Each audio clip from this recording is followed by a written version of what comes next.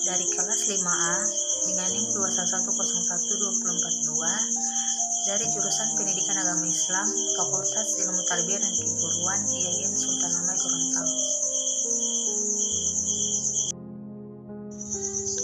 Video ini saya buat untuk memenuhi tugas ujian tengah semester dengan mata kuliah Ulumul Quran dan Hadis yang diampu oleh dosen Ibu Mariati Podonggi MPD. Baiklah, langsung saja pada video pembahasannya. Baiklah, sebelum kita masuk pada pembahasan yang pertama tentang ayat nasik dan mansukh, kita ketahui dulu apa itu nasik dan mansukh. Yang pertama, nasik. Kata nas adalah bentuk masdar, berasal dari kata nasakh ayan saku yang berarti membatalkan atau menghapus. Sedang kata nasik adalah bentuk isim fa'il yang menunjuk kepada arti pelaku. Maka kata nasik berarti yang menghapus. Sedang yang kedua yaitu mansukh. Kata mansukh adalah bentuk isim maf'ul yang menunjuk kepada arti penderita. Maka kata mansukh berarti yang dihapus. Baik, pada ayat mengenai nasik dan mansukh terdapat Quran surah Al-Baqarah ayat 180 yang berbunyi Bismillahirrahmanirrahim, kutiba alaikum idza hadara ahadakumul mautu in taraka khairil wasiyatu lil walidaini wa aqrabina bil ma'ruf haqqan 'alal muttaqin.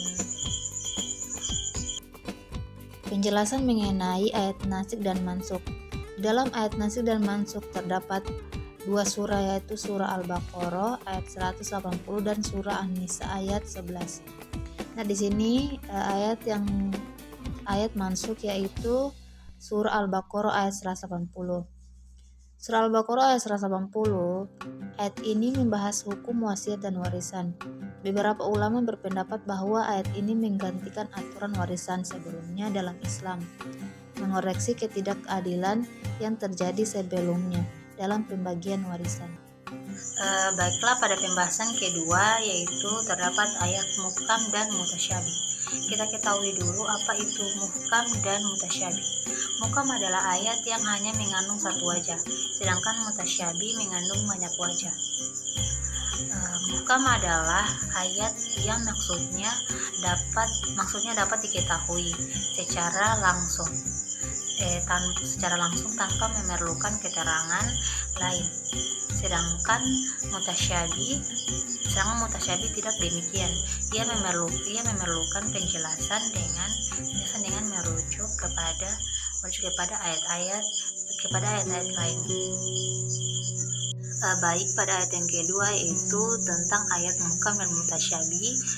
Di dalam ayat muhkam dan mutasyabih yaitu terdapat Quran surah Al-Insyirah ayat 5-6 yang berbunyi Bismillahirrahmanirrahim, wa inna ma'al usri yusra, yang artinya maka sesungguhnya bersama kesulitan ada kemudahan. Inna ma'al usri yusra, yang artinya sesungguhnya bersama kesulitan ada kemudahan. Baiklah, pada penjelasan yang kedua terkait muhkam dan mutasyabih. Di dalam ayat muhkam dan mutasyabih terdapat dua Quran surah Al-Insyirah ayat 5-6 dan surah Al-Fat ayat 10. Di dalam ayat muhkam yaitu terdapat surah Al-Insyirah ayat 5-6. Ayat ini menyatakan prinsip umum bahwa bersama kesulitan pasti ada kemudahan. Pesan ini sangat jelas dan dapat dimengerti tanpa perlu penafsiran tambahan. Ayat ini memberikan harapan dan penghiburan kepada orang-orang yang menghadapi kesulitan, karena mereka tahu bahwa kesulitan tidak akan berlangsung selamanya. Pembahasan ketiga yaitu ada ayat tentang Makkiyah dan Madaniyah. Sebelum kita masuk kepada ayat tentang Makkiyah dan Madaniyah, kita ketahui dulu apa itu yang dimaksud dengan Makkiyah dan Madaniyah. Makkiyah adalah ayat-ayat yang turun sebelum Nabi hijrah. Sedangkan Madaniyah adalah ayat-ayat yang turun setelah hijrah. Kedua, Makkiyah adalah ayat-ayat yang turunnya di Mekah dan sekitarnya. Meskipun setelah hijrahnya Nabi dan Madaniyah. Dan Madaniyah adalah ayat-ayat yang turun di Madinah.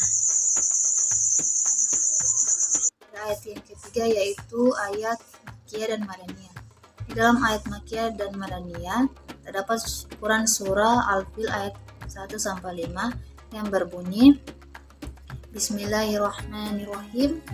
Alam taro kaifa fa'ala rabbuka bi ashabil fil.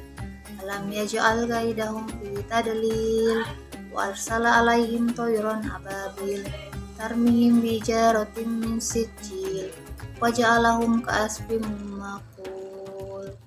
Sadaqallahul azim. Yang artinya yang pertama, tidakkah engkau Muhammad perhatikan bagaimana Tuhanmu telah berkehendak terhadap pasukan bergajah? Ayat yang kedua, artinya bukanlah Dia telah menjadikan tipu daya mereka itu sia-sia. Ayat ketiga yang artinya dan Dia mengirimkan kepada mereka burung yang berbondong-bondong. Ayat keempat yang artinya Dia melempari mereka dengan batu dari tanah liat yang dibakar. Yang kelima, ayat kelima artinya sehingga mereka dijadikannya seperti daun-daun yang dimakam.